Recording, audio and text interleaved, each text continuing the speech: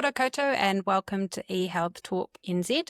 I'm Rebecca Macbeth, I'm the media editor at HINZ, and today I'm joined by Te Taka Keegan, who is an Associate Professor of Computer Science, the Associate Dean Māori of the STEM Division, and the Co-Director Māori of the AI Institute, all at the University of Waikato.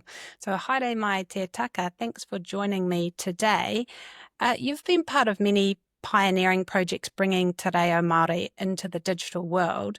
Can you tell us more about your work in this space? Kia ora, Rebecca. Thank you for having me on this program. I'm at Waikato University. I've been at Waikato University a long time, and all of the time that I've been here, my focus really has been on Te Reo Māori and technology. How can we use Te Reo Māori and technology? How can technology support Te Reo Māori? And technology's changed a lot over the last 30 years. So the contributions I've been able to make, things I've been able to get up to has changed quite a lot in that time. I'm Māori myself. I don't look it, but I'm Māori myself. I'm from local tribes, Ngāti Apakura, Ngāti Hikairoa, Waikato Maniapoto. I've got another side of me as well from the East Coast, Ngāti Porou, and I've got a side from Te Aotearoa. So all of the work that I've been doing, even though I've been based at the university, it's really, as a Māori scientist, it's really about how can I support my iwi, how can I support my whānau, and totally about how I can support Te Reo Māori language. So, done a bunch of work with Microsoft and some of their tools for supporting Te Reo Māori. Done a bunch of work with Google, some of their tools I've done supporting Te Reo Māori. And then lately, we've come to realise how important Māori data is. So done a little bit of work around Māori data sovereignty.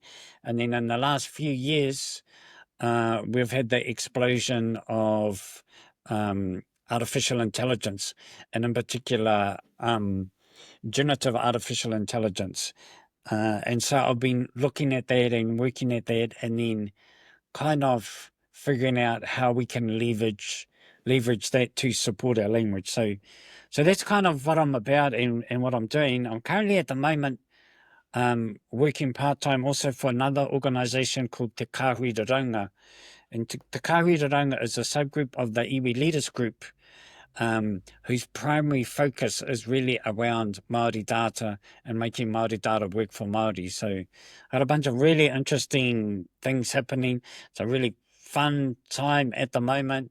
A lot of exciting things, I think, for us as computer users, for Māori in the computer space, and in particular for Māori speakers in the computer space. So, having been, as you said, working in this space for 30 years, how has the advent of generative AI really changed the conversation about the relationship between technology and Te Reo Māori?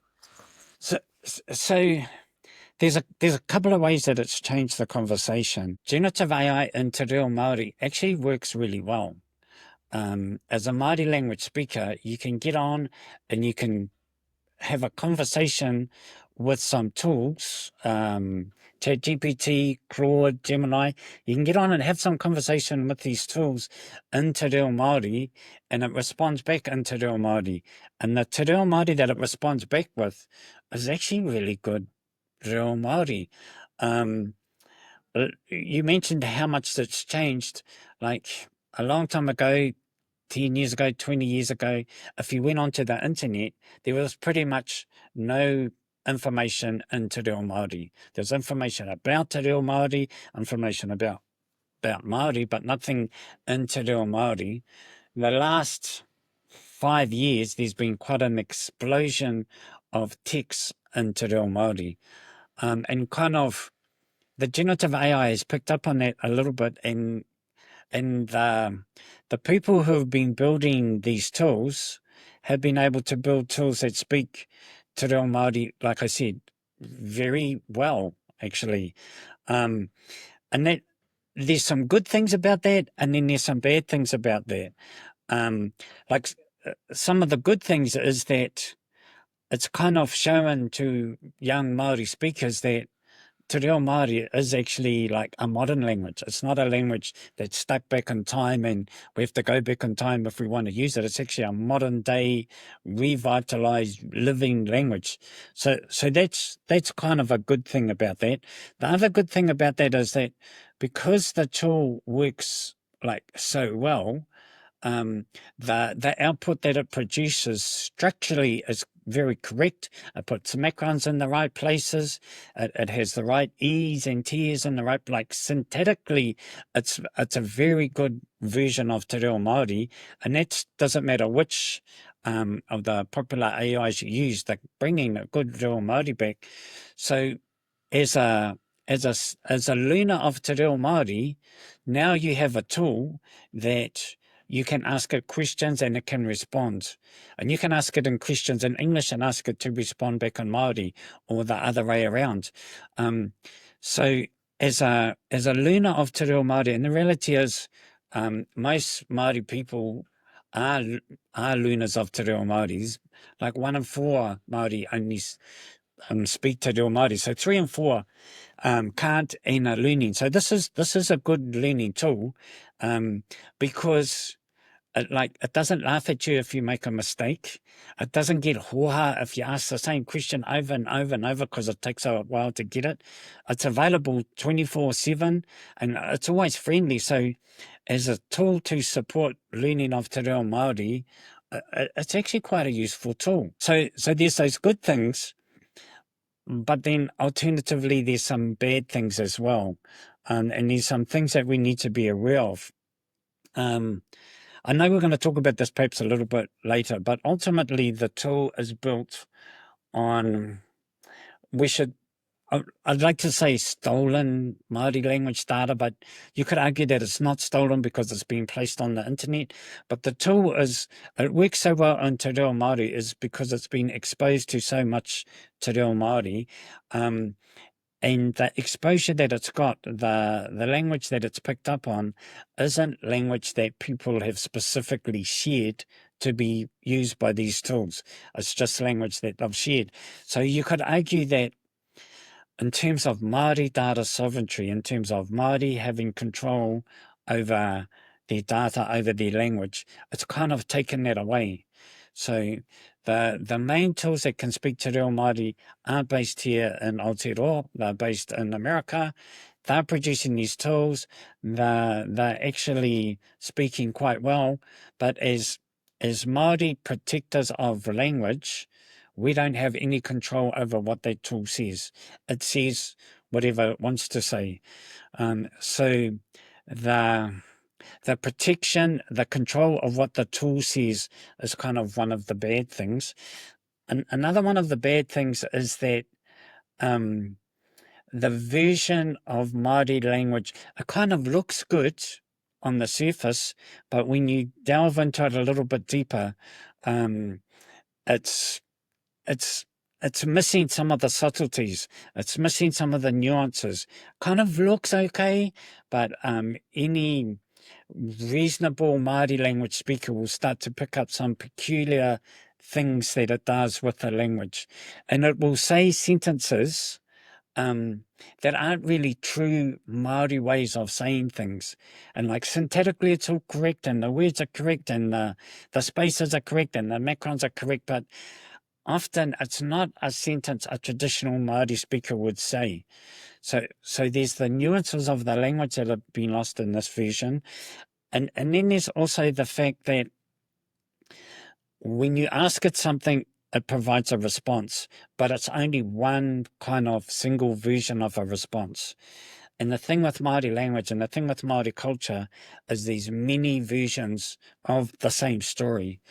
Like, for example, if you look at the Maramataka, so the Maramataka is the nights of the moon, and it's different for different tribes. And it's different for different tribes because in different areas of New Zealand, the environment is different. The things that you're engaging with are different. So the way you're looking at the moon is different.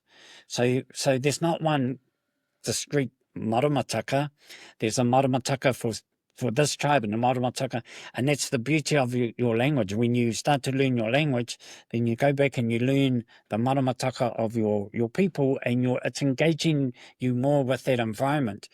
But a tool like this prevents that, because it says, here's the one Maramataka, here's the one version. So what it's doing is it's providing like a synchronized, it's like a colonized version, one colonized version of Reo Māori, and here it is. And like I said, in the beginning when you're learning, that's kind of okay, but there's got to be a time when you've got to kind of break away and get a more nuanced, a more iwi-based version of Te Reo Māori. So that's a long answer for there's some really good things about how these AI tools are working for Te Reo Māori, but there's some other things that are detrimental to the long-term health of our language if we're not aware of them. That's interesting about the standardization of the language, because I'm sure anyone who's interacted with an AI knows in English, the way it responds is not always the way a human being would speak or say something. But I imagine there's a lot of communication going around, especially via email and other things now in language that maybe we wouldn't traditionally have used if we were writing it ourselves, but it's becoming more in use because of AIs using it. And I'm interested whether you think, obviously AI is always developing, whether it will pick up the nuances and learn and be able to ultimately, if you said I'm in a particular region of New Zealand, or I want to look at an example from a particular tribal perspective, whether that would, do you see it developing in that way, or do you just don't think it's going to have that capacity? Or it certainly has a capacity. I don't think it will develop in that way, and I'm glad about that, because I think the source of most of its language is from the internet, and I think it's pretty much trolled everything it can get from the internet. So apart from new stuff that's coming up, but the iwi dialectal information is something that iwi are tending to keep to themselves. So I think that's a good thing. That's iwi protecting their own Māori data sovereignty. What we will be able to do in the future is take this tool as it's built, and then a particular iwi will be able to say, okay, here's the way we speak, here's the words we use, here's history from our perspective. Let's readjust this tool, let's realign this tool. So, for example, it becomes a maniapoto AI, and then let's make it available to maniapoto people, so that then they can engage with it. And so long term, it would be great if Maniapoto had their own AI tool, and Ngāti Porou had their own AI tool, and maybe Ngāti Whakauwi had theirs, and Tūhoura, if the different tribes had their own. So it's a little bit difficult at the moment, but hopefully that's our future. Hopefully our future is that as speakers of Te Reo Māori, we can go back to our own iwi groups and engage with the tool, because we can whakapapa to those groups, we've got permission, we can engage with the tools, we can find out, like, what is our vision of the Maramataka, and what is our vision of the creation stories, and who according to us ascended into the heavens to get the baskets of knowledge. So, like, technically, I don't think that's too far away, maybe 1 or 2 years. And then what we need, iwi themselves to be driving it. It can't be somebody in a university or somebody at a national organisation in Wellington saying, let's do all of these separate AI. I think iwi themselves have got to say, I think this is important. I think it's important that our future generations can access information that we want them to share. We're going to build it. And maybe an organisation like Te Kāhuiraranga, that ultimately can be what they do, an enabler for iwi to build their own AI. So the future's kind of exciting. That one other example is like the international versions of the tools that speak it very poorly. It grates on your ears. But there's an organization up north called Te Reo Media who have built their own speech synthesizer, a text-to-speech which speaks Te Reo Māori beautifully.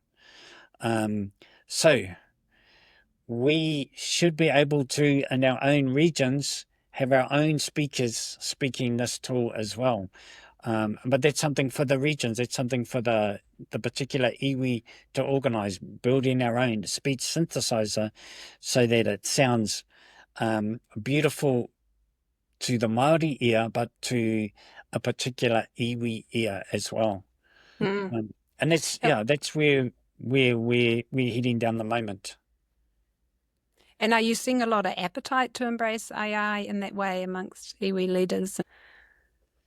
I think amongst the iwi leaders, it's still kind of a fresh perspective. There's a lot of AI hype when sometimes the reality doesn't really match the hype. But the where the embracing, where the take-up is really happening is amongst children. Young people at schools. They're like, well, it's, they're brought up in a generation where, they're connected all the time.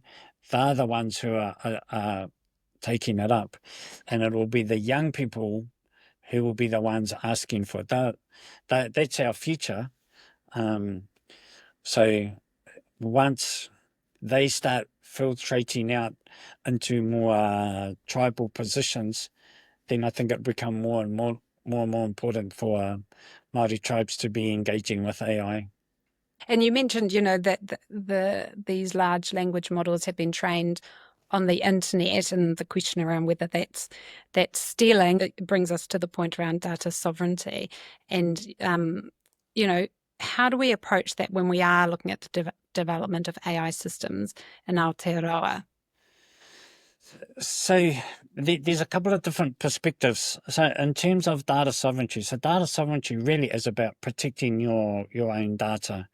If you're like an artist or a poet, and then you publish on the web, at the moment there's nothing to stop these large international companies stealing your material and then using it to train your models.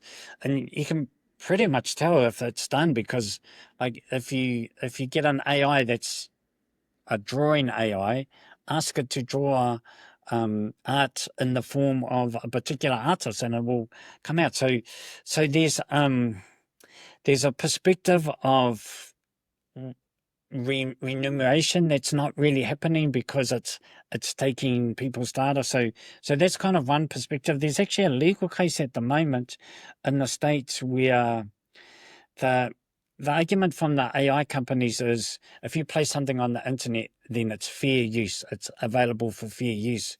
And there was a legal case that just released a few days ago where the judge disagreed and said it wasn't fair use. Data sovereignty should be important to anybody at all that has data, but there's a couple of extra things with Māori data sovereignty in that some of the data that Māori look after is regarded as sacred, as tapu. For example, whakapapa. And it's uncomfortable for that to go places where Māori don't have control of. So that's the first thing. There's certain types of data that are more sacred, more important to Māori because of the power that data has. And then the second thing, Aotearoa was formed on a basis of treaty, Te Tiriti of Waitangi. Article 2 of Te Tiriti of Waitangi states Māori should have their taonga protected. Data is a taonga, so there's an onus on organisations, the government, to look after Māori taonga because of Article 2 in the treaty. So there's kind of two reasons why Māori data sovereignty is more important to Māori than just normal data sovereignty. But if we can protect Māori data, using Māori data sovereignty principles, then we can take those principles and reapply them to all data, then we're protecting all of that data very well. So I know, like, the medicine industry has a whole lot of data. If we could protect that in a Māori data sovereign way, then that would be very protected data. So there's some examples, there's some pathways of Māori data sovereignty that could be applied to all data in New Zealand. And I think as people who are looking at building artificial intelligence, data sovereignty should be something they must be considering. If you're looking at building artificial intelligence in Aotearoa, then you should be considering Māori data sovereignty. Because the reality is, without the data, the AI tools are nothing. Yeah, that's interesting in relation to the health sector, because it does hold this huge amount of personal data. So do you think that we have the sort of structures, understanding, systems in place to move forward while protecting Māori data sovereignty, or do you think that that's currently potentially acting as a little bit of a brake on adopting AI, perhaps because of a lack of understanding or not wanting to expose our data, potentially to a world that we don't understand yet? I think in the iwi sector, an understanding of Māori data sovereignty isn't preventing any AI work. I think in the government sector, I think the government, the different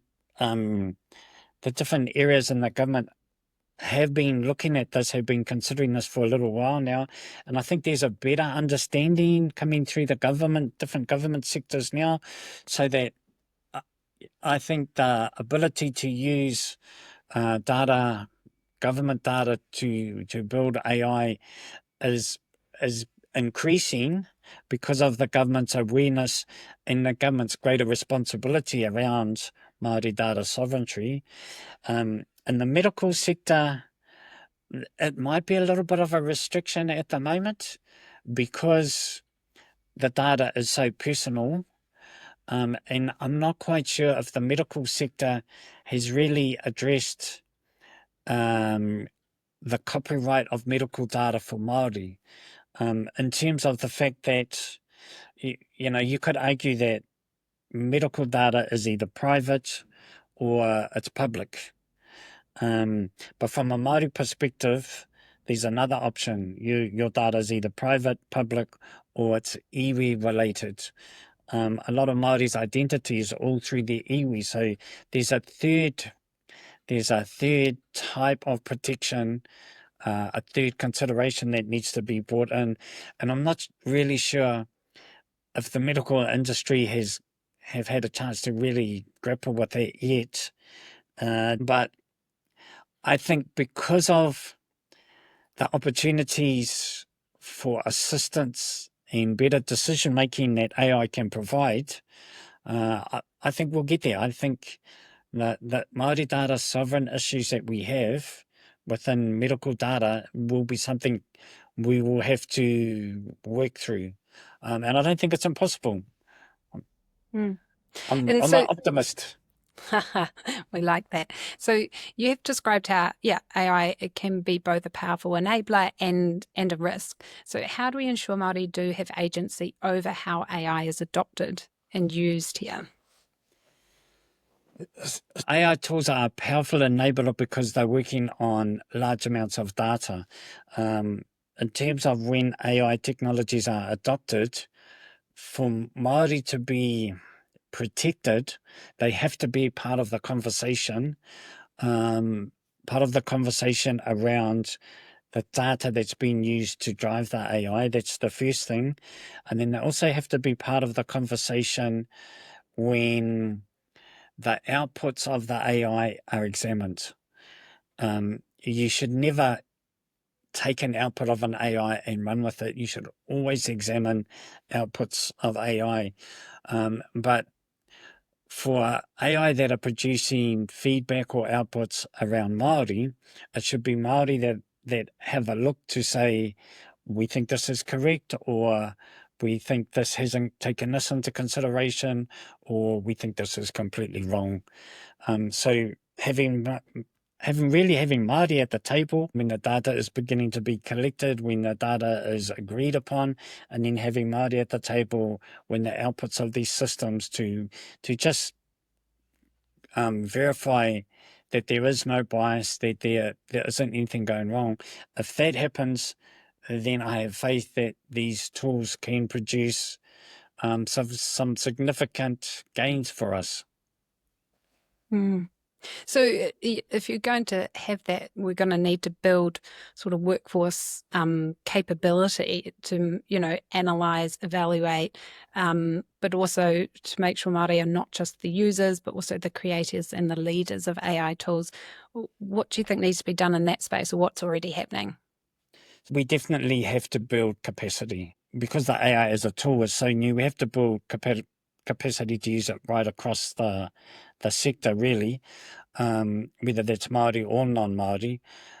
But to be able to have a Māori perception of what's going, then, our young Māori need to appreciate that technology, these kind of tools, AI tools, machine learning, all of these kind of things are an important area that we need to be studying, we need to be building capacity on. It used to be that a lot of Māori capacity went into forestry and farming and fisheries.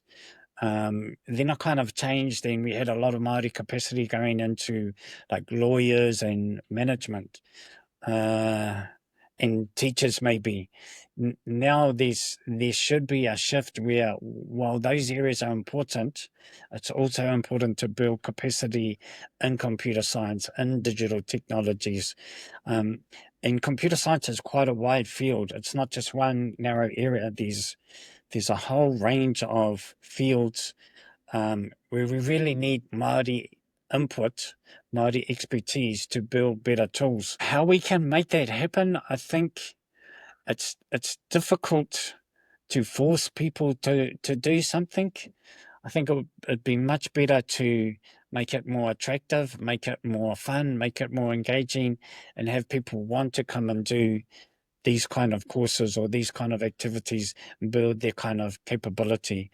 But certainly that's where we need to go.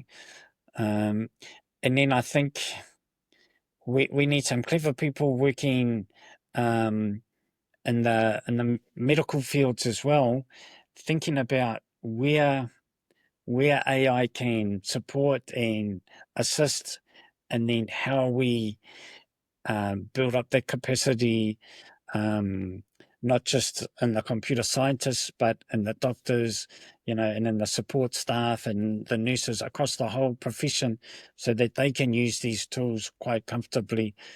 But like an initial thing would be perhaps just to start using some of these tools, have a go with some of these tools and build up a bit of interest in them. If they can build up enough interest, then the workforce will develop behind that interest, I think. And just finally, are you involved in any current or emerging AI projects that might have direct application in the health sector or in whānau wellbeing? So I'm part of two applications for funding to look at how we can incorporate AI in the analysis of medical data. I don't really want to talk too much about them because they might not get funded or somebody might steal the idea. But two separate opportunities where we have a lot of medical data. Let's just have a little bit of a look at what AI can do with that data. In my involvement, because there's some cleverer AI experts around than me, my involvement with both of those projects is really just to provide a Māori perspective on, are these the right questions we should be asking? Is there some bias that we should be considering? Are the outputs consistent to what a Māori output could be? So so there's some exciting things. Maybe come back and ask me that question in a year, and some of them have taken off and started working. But the other thing too is that no matter where we want to incorporate AI, I think we shouldn't really wait for other people to do it. We should just go ahead and do it ourselves, go ahead and build it ourselves. And if we don't have the specific capacity, all we really need to do is have an idea. So my thinking is, no matter what medical field you're in, if you're in one particular medical field and you have an idea, well, I think AI could support me to do this, just go and build your own systems, go and create your own systems. Well, these are just the kind of discussions we're going to be having at the Digital Health AI Summit, and we're very excited to have you as our keynote speaker. So that's in Wellington in May. So look forward to seeing you there. Thanks so much for the conversation today. Very insightful. And yeah, we look forward to hearing more about these potential research projects as well. Mā te wā. Ka pai. Kia ora, Rebecca.